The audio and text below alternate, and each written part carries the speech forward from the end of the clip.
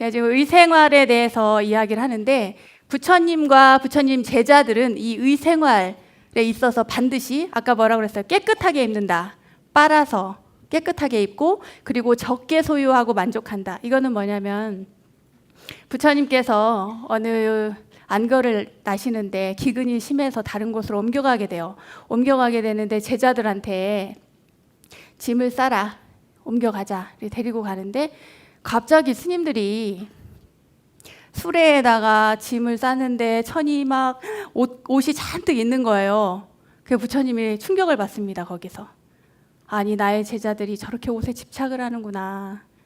이제 마음을 좀 비우고 내려놓고 살도록 해야겠다. 이래서 이제 부처님께서 그 저녁에 수행을 하시면서 옷이 얼마만큼 필요한가.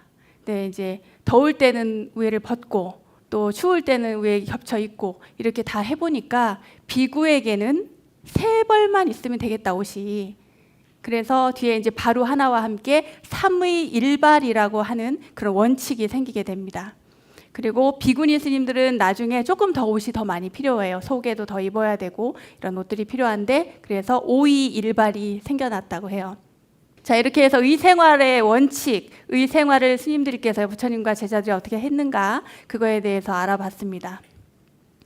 자, 그러면 이제 부처님과 제자들은 무엇을 그리고 어떻게 먹었을까? 부처님과 제자들은 딱 하루에 한 번 걸식을 해서 드셨대요. 물론 아침에 죽을 드시거나 뭐 미음을 드시거나 이런 건 됐고 또 그 편찮으신 분들은 다른 것들도 다 드실 수 있었어요. 그런데 걸식을 해서 밑에 뭐라고요? 주는 대로 바로 안에 들어온 음식은 무엇이든지 드실 수 있었습니다. 아침에 일어나면 스님들이 이제 탁발을 하러 갈 준비를 하잖아요. 아침에 준비를 하는데 너무 기쁘죠. 하루 중 제일 기쁜 시간이 아닌가 싶어요. 이거 탁발을 하러 가는, 걸식을 하러 가는 시간인데 근데 이 스님들이 어린 스님들이지만 지금 뭐로 된 바루죠? 철로 된 바루잖아요. 되게 철바루. 되게 무겁기도 하고 크기도 하고 근데 우리는 지금 뭐를 써요? 목바루를 쓰죠. 근데 원래는 철바루 그리고 와바루를 썼다고 합니다. 와바루는 이제 흙으로 구워가지고 만든 바루를 썼대요. 근데 그 와바루를 쓰다가 어느 마을에 부처님께서 이제 가셨는데 눈이 좀 침침하고 그리고 이렇게 수전증이 있는 비구 스님이 계셨어요. 약간 좀 연로하신 분이 아니었나 싶어요. 그런데 그 스님께서 이 와바루를 들고 있는데 들고 이렇게 하다가 떨어뜨려요. 그때 부처님께서 보셔요, 그거를. 부처님은 제자들의 방을 5일에 한 번씩 이렇게 점검을 하셨다고 하는데 이 바루를 딱 떨어뜨립니다. 그러니까 왕창 깨지겠죠, 와바루니까.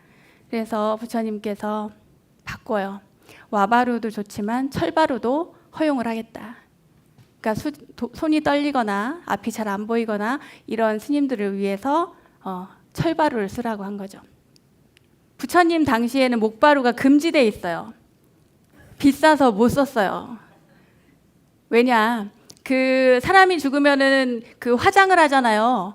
부처님 당시에는 화장도 제대로 못 했어요. 왜요? 나무가 비싸서. 그리고 그 나무를 구하기가 너무 힘들었던 거죠. 자, 이제 그 줄을 다 서서 이제 바루를 들고 모두가 이제 모였어요. 이제 밥을 얻으러 가야 되잖아요. 그죠? 걸식을 하러 가는데 어디로 가냐? 가까운 마을로 갑니다. 그때 마을로 쭉 줄을 지어서 가는데 그 모습이 마치 어미 사자가 새끼 사자들을 데리고 가는 것처럼 위험이 있었다고 해요. 그 사이에 지나가는 길에 농부도 만나고 누구도 보고 뭐 이러는 일들도 있고 그 과정에서 또 뭐 여러 가지 재미난 에피소드들도 있는데 일단 가까운 마을로 걸식을 하러 떠납니다. 제가 이제 라오스에 작년 1월 달에 갔었어요. 그 라오스에 갔을 때에 직접 이제 그 스님들께 아침에 걸식을 하러 오신 스님들께 공양을 올리는 모습인데요.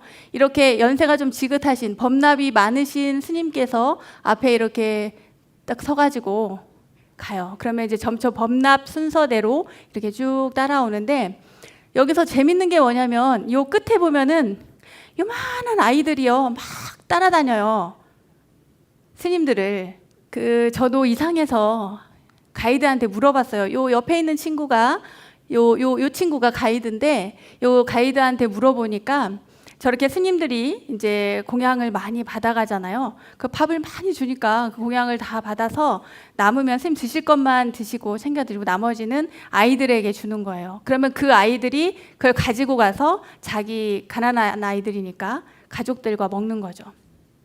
그러니까 저걸 버리는 게 아니에요. 많이 스님들이 이거 먹으면 뭐 어떻게 얼마나 드시겠어? 다 갖다 버리는 거 아니야? 이렇게 걱정이 돼가지고 뭐 조금만 드려야지 안 드려야지 이렇게 하시지 마시고 혹시라도 라오스든 동남아시아 그 불교 국가에 가시면 얼마든지 많이 공양을 올리세요. 그러면은 그것이 스님들뿐만 아니라 스님들을 따라다니는 그리고 많은 사람들에게 다 나누어지게 되거든요. 이제 걸식을 한 다음에는 돌아옵니다. 아까 금강경 구절 얘기했죠. 거기 보면은 차제거리, 환지본처 이런 단어 나오죠. 그 차례대로 걸식을 한 다음에 환지본처 본래의 장소로 돌아가요. 그러니까 오셨던 장소로 돌아가는데 밥대가 정오를 넘기면 안 되니까 오다가 만약 시간이 너무 지체됐다 이러면은 그 큰 나무, 오다가 큰 나무 괜찮은 나무가 있으면 저기에 가서 이렇게 스님들이 앉아요.